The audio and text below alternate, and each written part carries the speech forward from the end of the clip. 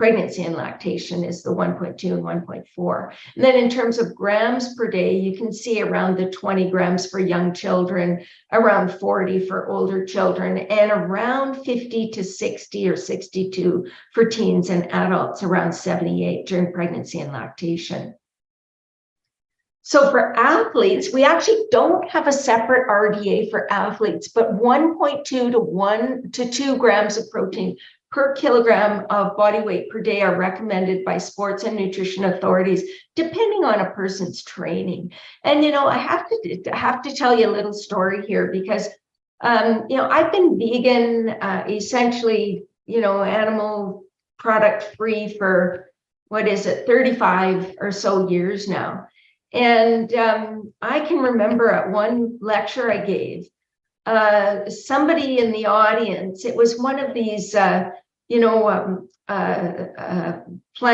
a citywide sort of plant-based conference that is open to the community with all sorts of exhibits and so forth. And there was a fellow in the room who said to me, I bet you can't even do a push-up. And I think this was about, 10 years ago that this happened. He said, I bet you've got hardly any muscle mass after eating like no animal products for 20 years.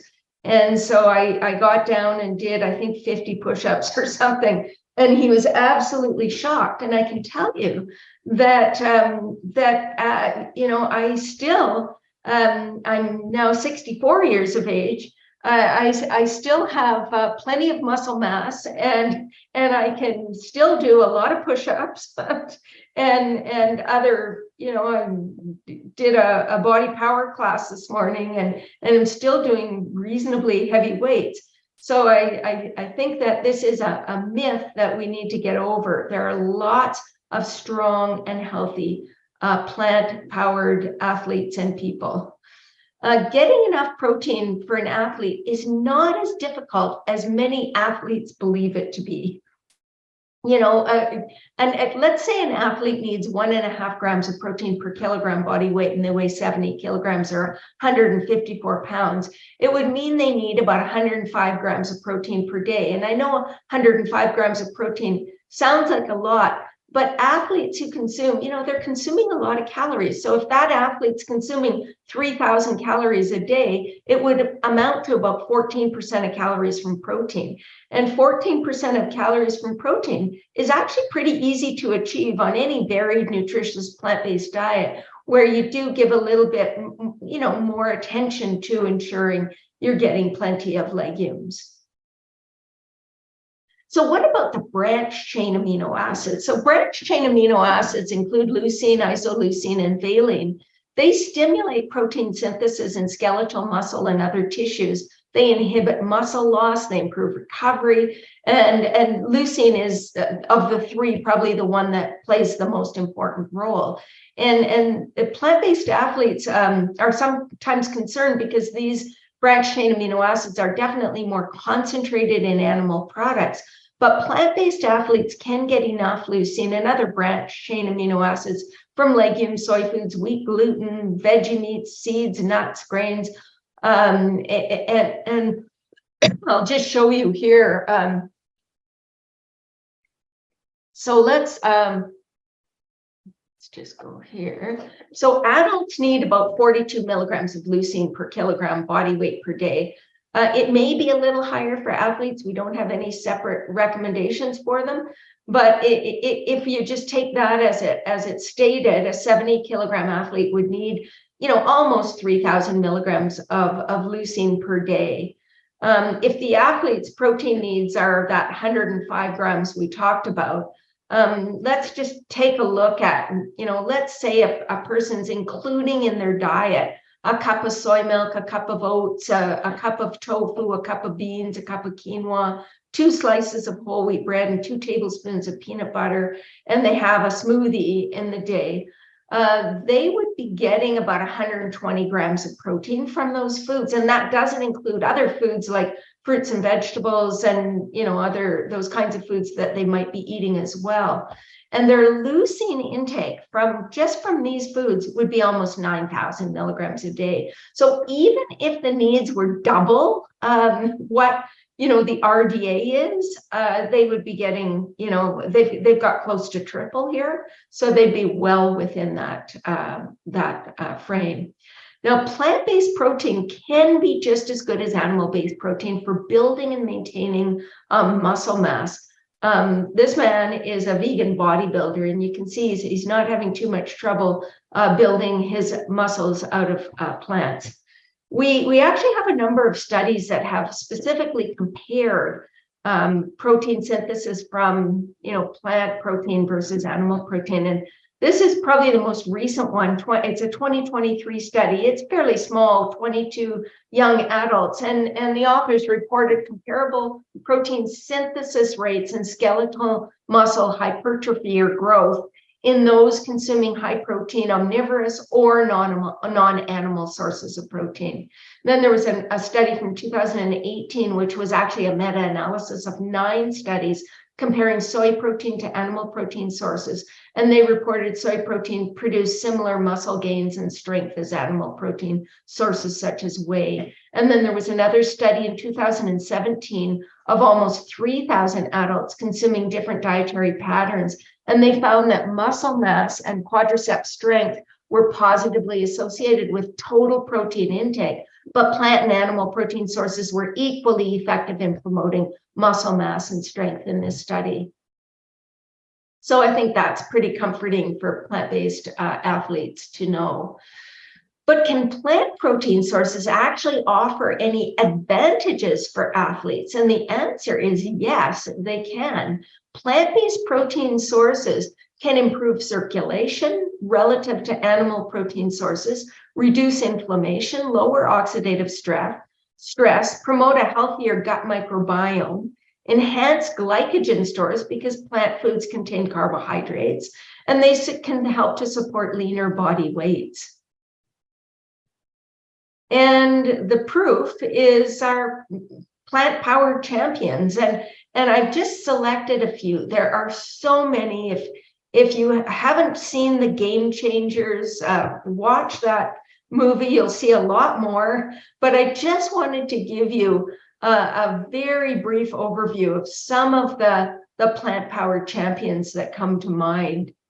And the first and probably the very most impressive in my mind is Scott Jurek. He's a world champion ultra marathon runner. He won the Western States 100-mile race 7 times, the Millwalk 3 times, the Spartathon twice. He set 10 ultra marathon course records, won 24 ultra marathons that were between 77 and 246 Ks. And he set the American record for the 24-hour race. And he ran 165.7 miles in 24 hours. That's like 6.5 marathons in a day. Just unbelievable, just incredible. And this man has been 100% plant-based since 1999. Julia Hubbard is a world champion bodybuilder. She won 3 world titles, 3 Olympia titles, 2 universe titles, and she was also the British Masters 60 and 200 meter sprint champion, which is crazy. So she has been 100% plant-based since 2015, and she's been vegetarian since 1990. And then we have Novak Djokovic. And I don't think I have to introduce you to him. He's the #1 world champion tennis player. He finished #1 7 times, which is an all-time record. He's been 100% plant-based, or so I understand, since 2015. And then my dear friend Sonia Looney, who's a world champion ultra endurance mountain biker. And Sonia is a 4-time US national champion. She's a winner of the 2015 Wembo World Championships. And she's won multiple races, stage races, and these are mostly very long, grueling races. And she was the first woman in the world to finish a 10-day race across Annapurna in Nepal. So very, very impressive. You see most of, a lot of her wins. You can see she's been 100% plant-based since 2014, and you see a lot of her wins after that. Sonia told me that, she was actually kind of nervous about going 100% plant-based in 2014 because at the time she was in the top 20 in the world and she worried that she might get weaker. And she said within 6 months, she won the world championships for her first time. So she said she just couldn't believe how much faster she recovered. And so you can see the wins to 2017. It was after that point she started her family. So she's had 2 children since and is still doing some races, but is very focused on being a mom right now. And then Patrick Babomian, a world champion strong man, he holds the world record for log lift and was considered Germany's strongest man. He's been 100% plant-based since 2011. And, just look at him. I don't think he's fading away.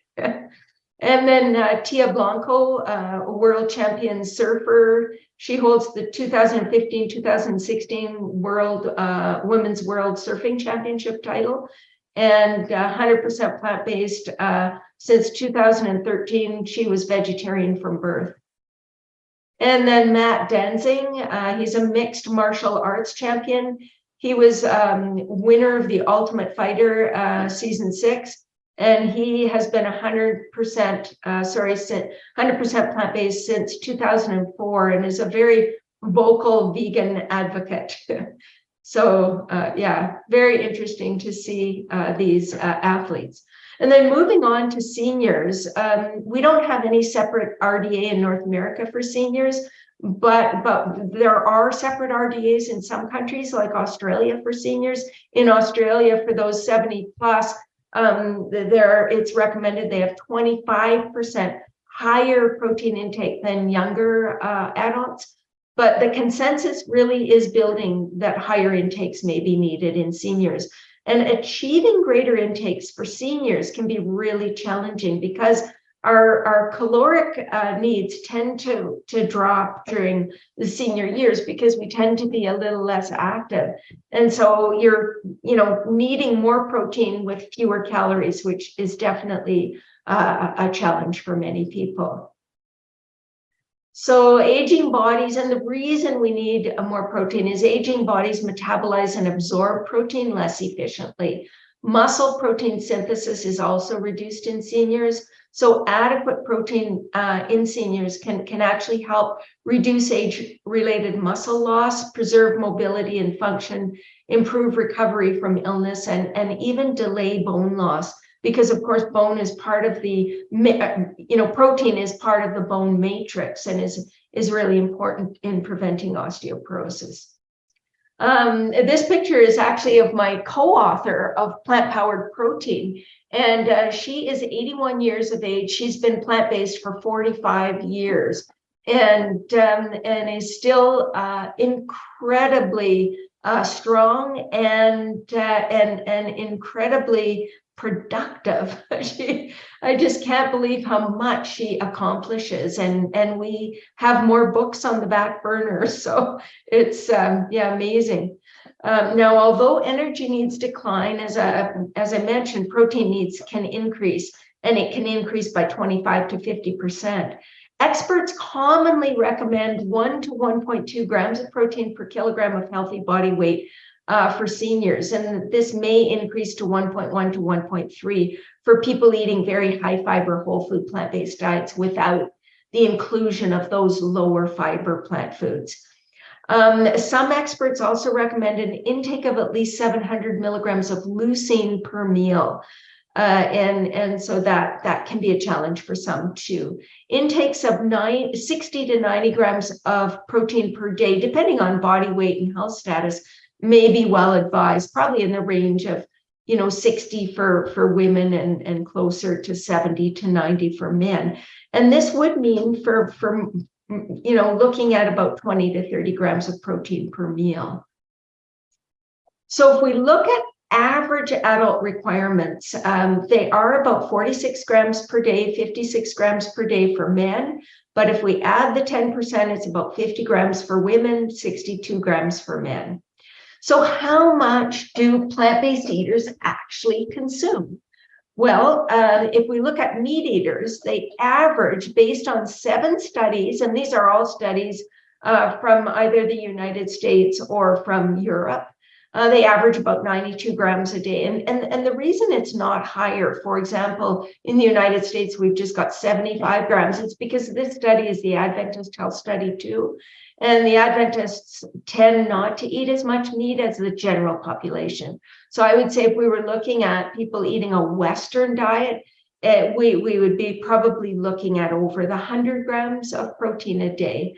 Now, for vegetarians, they came in at about 76 grams a day, and for vegans at about 72 grams a day. So you can see all categories are well over that recommended 50 or 60 grams. So what about in infants and toddlers? Well, the biggest study we have looking at this is VECCI. And VECCI had 431 to 3-year-old children in the study, and average intakes were 2.7 grams per kilogram a day for omnivores, 2.3 grams per kilogram per day for lacto-ovo-vegetarians, and 2.4 grams per kilogram per day for vegans. And if you recall, the RDA is 1.05 grams per kilogram per day. So everybody, regardless of dietary category, had at least double, were consuming at least double the recommended intake of protein. So what about in older children? Well, again, another VECCI study. This is the VECCI Youth Study, looking at children 6 to 18 years of age.